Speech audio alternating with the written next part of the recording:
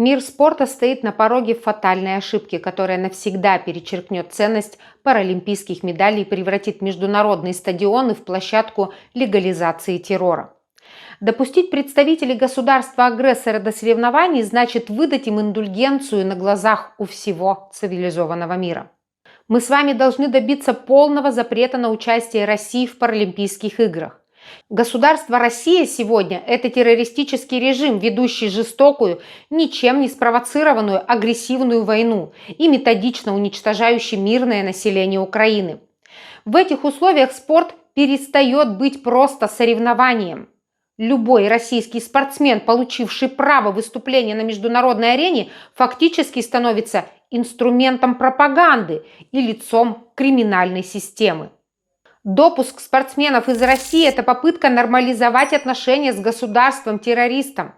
Выдавать им визы и позволять выходить на стадионы – значит помогать агрессору делать вид, что ничего не происходит, пока его армия стирает с лица земли соседнюю страну.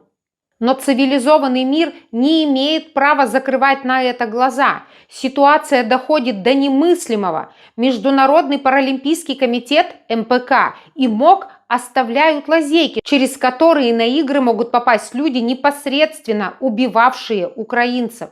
Те, кто с оружием в руках вторгся в чужой дом, разрушил чужие жизни, получил ранения в ходе оккупации, теперь планируют соревноваться за медали. Международные спортивные чиновники фактически готовы разрешить военным преступникам выступать на играх.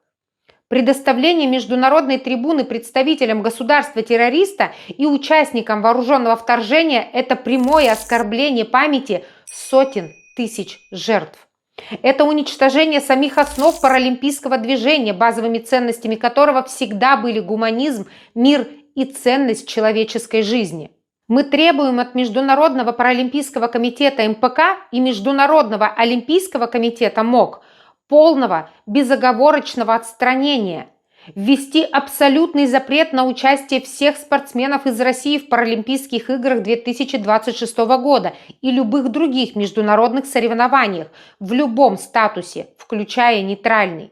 Страна-террорист не должна иметь никакого представительства в мировом спорте до полного прекращения войны.